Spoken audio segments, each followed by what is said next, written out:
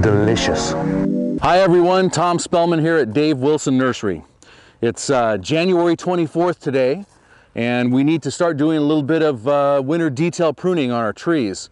The weather's been exceptionally warm, probably an average of 15 degrees warmer than normal here for the valley, and we're not really getting much rain yet, so mulching is going to be real important this year. But what we want to do right now is we want to do our detail work for the winter. We want to make sure that before the trees start to break dormancy, we have all of our detail issues taken care of. So we're looking for diseased wood if there is any, broken branches, crisscrossing branches, areas where the growth is too thick. We still want to reduce a little bit of the vigor. We don't need all the vigor that was produced last fall after summer pruning, so we'll take some of that out. Just the details now, just the things that you didn't do in the summer when you were doing most of your size control pruning. Now is a great time to do it because the form's open. The form is bare of foliage, and we can see everything and make those decisions real intelligently and really quickly. Okay, here's our Pluot splash, and this did really, really well. In fact, it grew out a little more aggressively than I would like to see last fall. So we're going to start to look for details. Like I said, we're going to look for the areas where the growth is too thick. We've got some crisscrossing branches. So, you know, some growth like here. I'm going to take that out to open it up a bit. I'm going to take this out to open it up a bit. We're going to come in here in the center and take out some of this long, whippy growth that grows out through the center. This is all vegetative growth. This is all long vegetative growth that's not going to produce flowers. It's going to produce foliage. So we don't need a lot more foliage. This type of branching here, these little short nodes, these little short spurs, this is going to be our predominant flower wood here for next season. So we're maintaining all of that flowering wood and just reducing vigor a little bit more and looking for the issues, looking for the confusion in the tree. Here's an area where there's a broken branch that kind of grew back in, so we'll go ahead and take that out. Here's some other growth that's growing in toward the center. We don't want that central growth in there. Here's an area where we've got all this long whippy growth up on top. Some of it's a little bit interruptive, so we'll take some of that out to reduce that canopy a little bit. Same thing over here. And I'm trying to look for the growth that's growing inward toward the center of the tree, or the areas where the growth is real confused and interruptive. So we'll just take that out. We don't need all of this. We don't need, you know, anywhere close to all of this growth in here. So now's the time when you want to get it out and get this detail work done. Okay, that about takes care of it. We've got the center opened up nicely. We've reduced our vigor a little bit more. We've maintained our fruiting body down here in the tree where it's all easy to get to and easy access. So we're just about done with this tree. I think I could probably stand here and do more, but I really don't need to. Let's call it done. Here's one thing you want to pay attention to when you're doing your detail work in the winter. Sometimes fruit will hang in the tree, it won't drop off, and you get this mummified prune-like effect on this old dried fruit. You don't want to leave this in the tree. Get these out and just, you know, either discard them off the property or drop them down into your mulch layer. But bacterias and fungus and insects can lay eggs in those old mummy fruits, and you just want to get that out of the tree so that that isn't there to affect what happens when they break dormancy in the spring. Here's our espaliered Flavored Delight Apium. You might remember we had a nice crop of fruit on this last year. We did a midsummer pruning on it and we reduced the vigor, but we still had quite a bit of growth coming out on it through the late summer. So right now, even though I'm really concentrating on detail, I think an important detail would be to remove some of this vigor again. And if you look at this tree right down here on the main branches, on the main scaffolding structure for the espalier, we've got plenty of flowering wood. In fact, the buds are starting to swell already. And you can see on this long, lanky growth, there aren't any flower buds. So again, we're just taking off the vigor, the vegetative vigor, and we're allowing our fruiting body, our fruiting structure to remain intact down here. So I'm just looking for the areas where we have too much growth and not any flowering development and don't need that growth, and that's what I'm going to take off. It's really not difficult. It's not hard to see. You can easily see where the fruiting wood is all developed down here. We will get some bloom on some of these little secondary branches, so I'll leave some of those in, but we don't need them all. We don't need everything there, so we're going to take out as much as we possibly can now.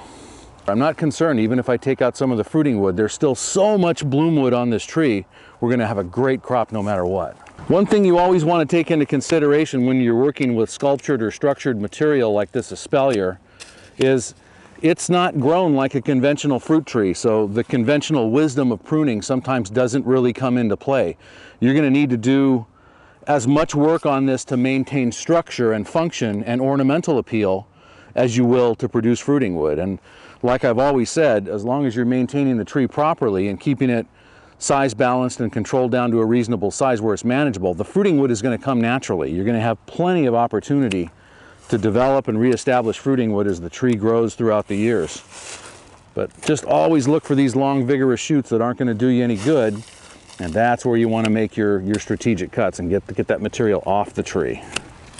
You know, I'm really glad that we came out here this morning. This is the middle of our delivery season. You know, it's January 24th, and I've got a ton of things to do. I should be routing trucks and calling customers and making all kinds of other decisions today, and probably not pruning trees. But when we walked out this morning and started looking at the physical condition of the trees, we realized things are going to start to happen. Things are going to start to pop, and it's going to happen this year maybe somewhere between 2 and 4 weeks earlier than normal here on the West Coast. Our conditions are warm and dry and windy, and everything is starting to wake up already. So take a look at your trees, take a look at the condition. When you start to see this bud swelling, when these flower buds are expanding, you've got to understand that your window of opportunity to do this detail work is starting to close. So get out there and check your trees. Look at the early varieties first. The early varieties are always your indicators. On the West Coast here, it's Anna apple, Dorset golden apple, all-in-one almond, Desert Dawn nectarine, things like the apriums. When they start to bud swell and start to begin to break dormancy, the mid-season and the late-season varieties aren't far behind. And I would venture to say here, January 24th, with the aprium starting to break dormancy, we're a good 2 to 3 weeks earlier than normal. So don't let it get ahead of you. Get out there and check it soon. Well, here's our pomegranate. This is the variety Eversweet, and we had a nice fruit set on here which we didn't really make use of. So again, we have the old mummified pomegranates. So one of the first things you're going to want to do is knock all those off the plant. If you're smart, when you're working with pomegranates, you'll wear gloves. Unfortunately, I don't have mine with me right now, so I'm going to attack this without gloves and hope that it doesn't attack me too much. The next thing we want to look at after we get our mummified fruit off here is we want to start looking for structure. Since this is an espaliered plant, we want to look for main structure that's going to lend itself well to that espalier. So we have 3 wires here, 1, 2, 3 at about 18 inches and probably about 4 feet and probably about 5.5 feet or close to 6 feet there. So what we want to do is look for one main branch that we can feather out onto each one of those wires. So I'm looking for 6 long, vigorous branches. Now, we have several here, but they're all coming off of this one, and I'm going to use this one on the bottom tier. So I'm going to take these 3 out right away because I really don't need those for the structure itself.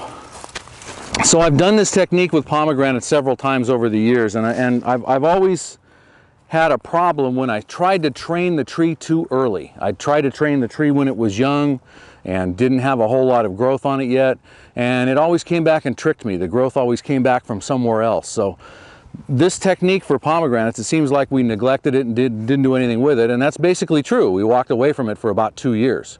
But now we're at a point where we have plenty of growth on it and we can really start to do something with the structure. So don't always be in a big hurry to take something like a pomegranate and turn it into a finished product when it's only a young nursery tree. You've got plenty of time to work that structure. So we'll go through the basics on here. We'll tie out a branch on each one of our wires and open it up and get all this other little scrubby stuff off, and this is going to turn into a beautiful espalier this summer. So here's what we've done.